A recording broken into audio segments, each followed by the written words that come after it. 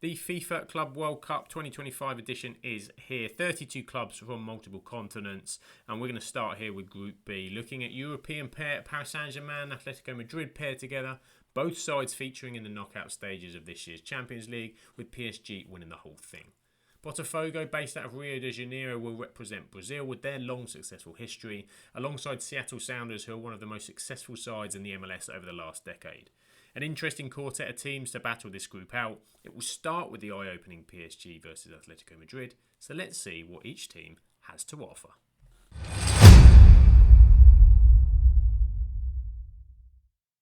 Paris Saint-Germain, commonly known as PSG, is one of Europe's football giants and France's most dominant club.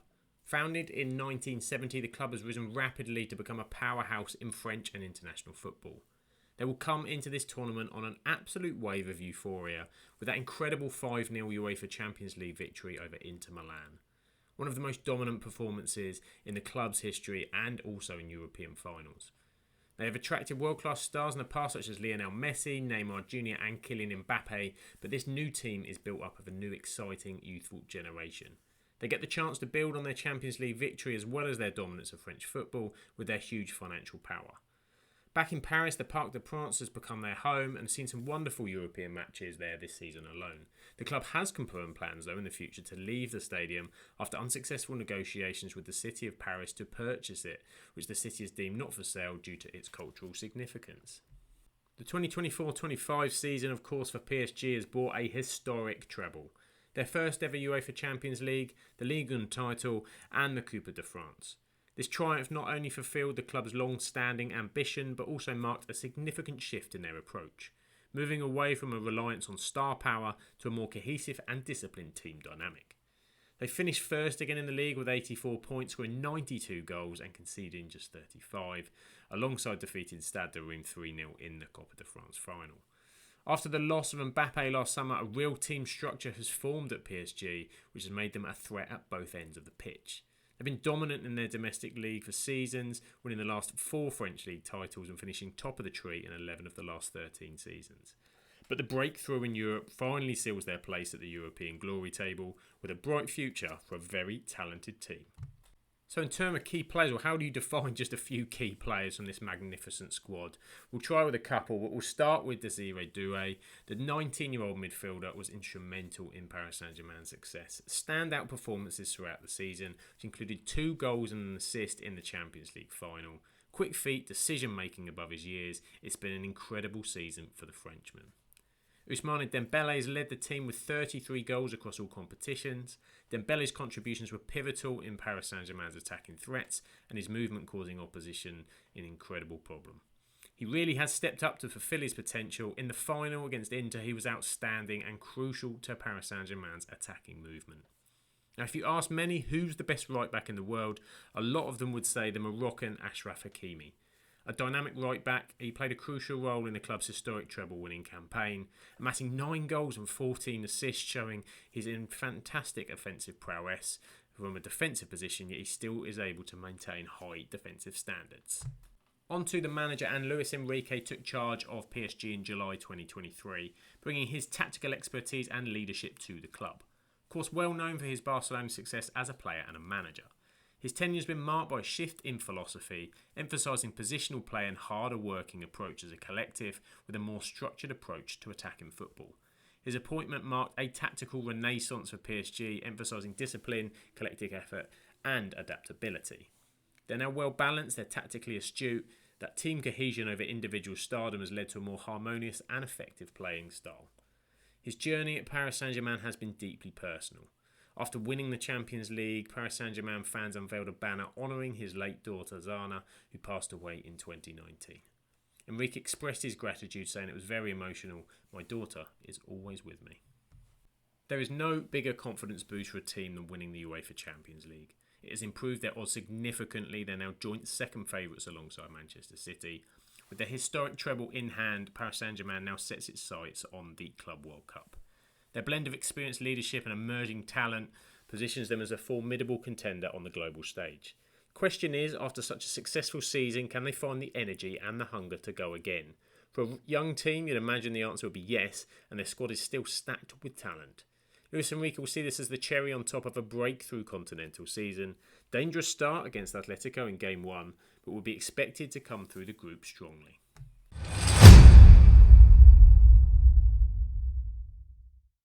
Atletico Madrid were founded in 1903 in Madrid, Spain, as one of the country's most successful and storied football clubs. Established as a youth branch of Athletic Bilbao, the club became independent in 1921 and adopted its iconic red and white striped kit. They earned the nickname Los Colchoneros, the mattress makers, due to their resemblance to mattress-ticking fabric. Domestically, Atletico have secured 11 La Liga titles, 10 Copa del Rey trophies and 2 Supercopa de España titles. Continentally, they've won the UEFA Cup 3 times and the UEFA Super Cup 3 times.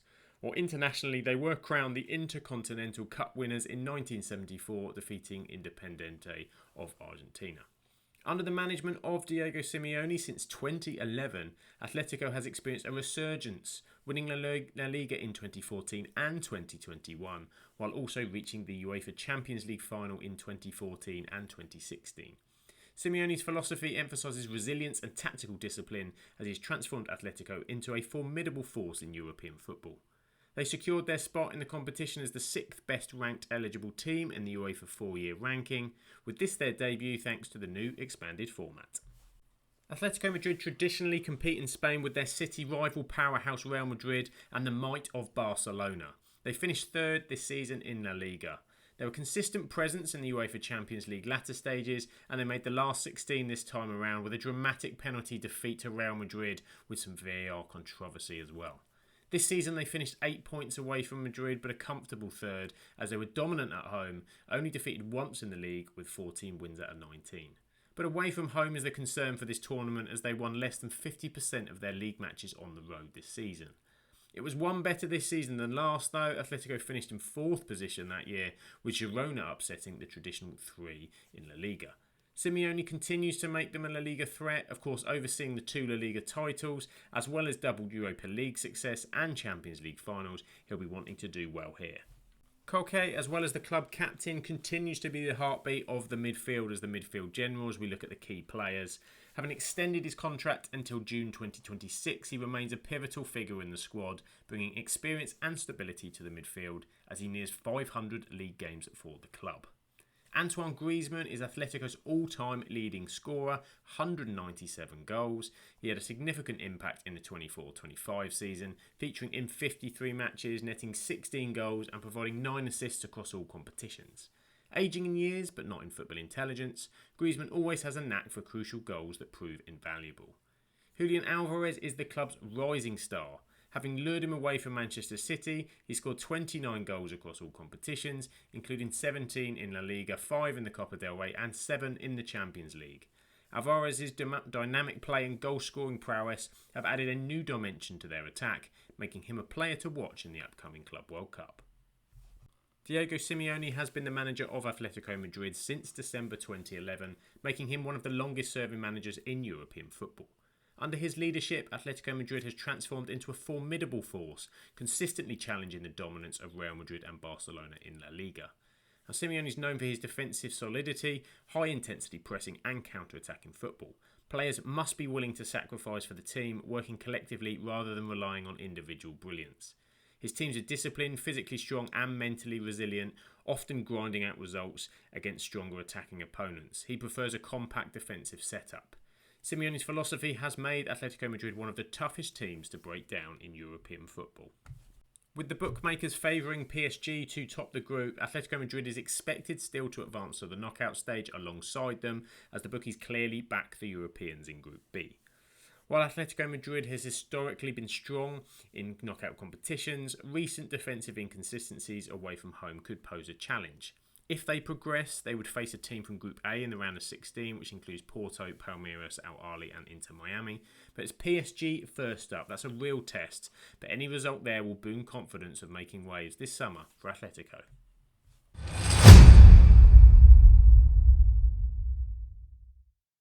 Botafogo traces its roots back to 1891 when the Grupo de Regatas Botafogo was founded as a rowing club in Rio de Janeiro. In 1904, a separate football team, a Botafogo football club, was established by young students Flavio Ramos and Emmanuel Sodre. The two clubs merged in 1942, which formed the modern-day Botafogo de Futebol de Regatas. They're recognised by its black and white colours and the iconic Estrella Solitaria emblem, which is the lone star on the badge. They hold several records in Brazilian football, including a 52-match unbeaten run from 1977 to 78, and the largest victory in Brazilian football history, 24-0 back in 1909. Last season, they finally got their hands on the coveted Copa Libertadores trophy, having been building a formidable team in Brazil for the past few years. That victory secured their place in this year's event. This is their debut and an opportunity to make their mark on the world stage. It's fair to say Botafogo have made a slow start to their Brazilian Serie A campaign this season. Just 3 wins out of 9 at the time of recording. They'll have some catching up to do when they return. They have qualified through the group stages of the Copa Libertadores and will get the chance to defend that prize trophy won last season. All 3 defeats in the league have come away from home. They're still searching for a victory on their travels. However, they will look to encapsulate their 2024 season, which will live forever in the minds and hearts of fans. Last year it was magical for Botafogo. They took the title for the first time since 1995 and just the 3rd time in their history, as well as their first Copa Libertadores. It marked the most successful year in the club. Only Santos and Flamengo from Brazil had previously accomplished the National League and Continental double. So who are their key players? Well, there has been some changes since the 2024 team, but Igor Jesus has been a consistent goal scorer for them. He's scored 8 goals already this season, an impressive tally of 56 goals and 168 appearances. His performances have attracted interest from European clubs, highlighting his rising profile. Nottingham Forest have been very heavily linked with the Brazilian international, so it remains to be seen where his future lies. Jair Cunha, their 6'6" centre-back at 20, was signed in February and seen as a top prospect. Jair has represented Brazil at the under-20 level, earning 8 caps, and was part of the squad that won the 2025 South American Under-20 Championship as his profile continues to grow. Goalkeeper Jean Victor has solidified his position as a cornerstone of Botafogo's defence. His standout moment last season coming during the Libertadores quarter-finals, where he saved a crucial penalty against Sao Paulo, propelling the team towards the historic title win. His consistent performances have even placed him on the radar for the Brazilian national team. They are led by Renato Paiva, who is appointed Botafogo's head coach at the end of February. I hope I pronounced that right. The Portuguese manager has had an extensive career, previously coaching clubs like Benfica B, Independiente de Valle, Leon, Bahia and Toluca. In his short-term management tenure at Botafogo, there has been some questions over his tactical decisions, with some fans feeling that they should be more aggressive against weaker opponents. He likes to employ a positional play system, players maintaining wide attacking play, but does adapt between formation. His philosophy is said to be influenced by Pep Guardiola's positional play, focusing on structured movement and intelligent decision-making. Criticism, though, still surrounds his attacking threat, but they will really need to understand the system to progress out of the group this summer. So what are the odds saying? Well, their chances of advancing to the knockout stage are moderate. Bookmakers have given them a 41% chance apparently to qualify, only 9% to win the group, and the odds on the screen. PSG and Atletico Madrid are expected to dominate this group, which makes their path to the round of 16 challenging. They will need to step up from their domestic results to challenge in Group B. While their squad has talent, they'll need to make sure that they can compete against the European giants. If they could secure a strong result against Seattle Sounders early on, their chances of progressing will certainly improve.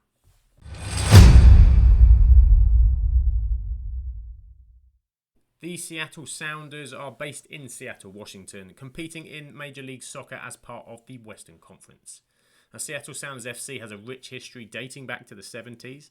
The original Sounders played it in the North American Soccer League from 1974 to 83, and the club was revived in 1994 in the American Professional Soccer League before transitioning to MLS in 2009. They made an immediate impact, winning the US Open Cup in their first season and then winning multiple MLS Cup championships. In 2022, they became the first team from the MLS to win the CONCACAF Champions League. Victory in that tournament opened the door to their invitation to this year's event, with their second appearance after losing to Al Ahly in the second round in 2022. The Sounders are midway through competing in this season's MLS campaign, with the break for the Club World Cup. Currently sat in 4th in the Western Conference, with the Minnesota match taking place today as I record this. 7 wins from 16 will be disappointing, but most of these have come from match day 8 onwards. Seattle have won 6 of their last 9 though to give them hope that they come into the Club World Cup with some form.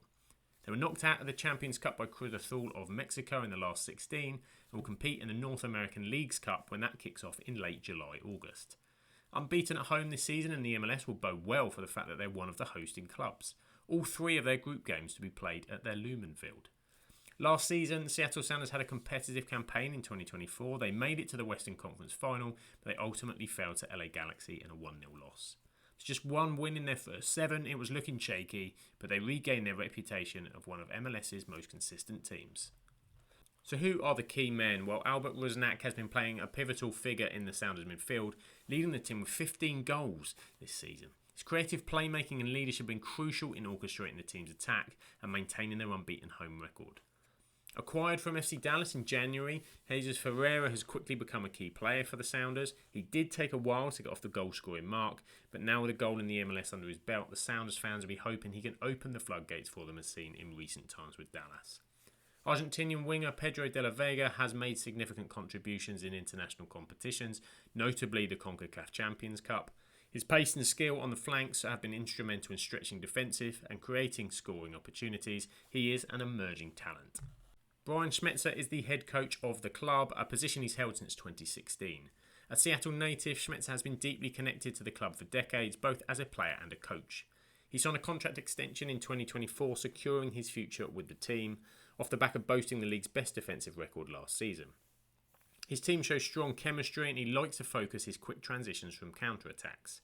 But there are some troubles for them heading into the Club World Cup regards to prize money.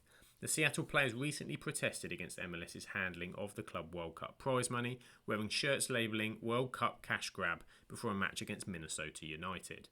The players are demanding a fair share of FIFA's financial windfall, arguing that their workloads increased without proper compensation. It's a challenge for the club and for Schmetzer to manage. So the Seattle Sounders do face an uphill battle at this year's Club World Cup. It's a tough draw that makes their chances of advancing challenging. Bookmakers give the Sounders a long odds to qualify for the knockout stages. They're expected to struggle against the European and South American giants in the group. However, they do have home field advantage. All their group matches to be played in the United States at their stadium in the group, which could give them a slight edge. Their MLS form has been solid, but they will need to step up their game to compete at this level. So the schedule is one of the most enticing opening ties from a European perspective first up. Paris Saint-Germain taking on Atletico Madrid at the Pasadena Rose Bowl in just match 3 of the tournament. Later the same day, Botafogo will take on the Seattle Sounders at their home Lumen Field on the other matchday 1 Group B clash. Seattle will then turn its attention to European opponents. They first welcome Diego Simeone's Atletico Madrid on the second round of Group Day matches. Before just an hour after that concludes on the 19th of June, European champions PSG will take on Botafogo as the group will really start to take shape. The final matches of Group B will take place on the 23rd of June to determine who qualifies for the last 16. Seattle Sounders taking on PSG as Atletico Madrid take on Botafogo. A very interesting group to keep your eye on. This concludes my Group B channel. Stay tuned to the Sam Absolute FBL channel for more Club World Cup preview and content. If you could subscribe and like, that'd be much appreciated as I continue to try and grow the channel. But for now, I'd like to see you on the next one.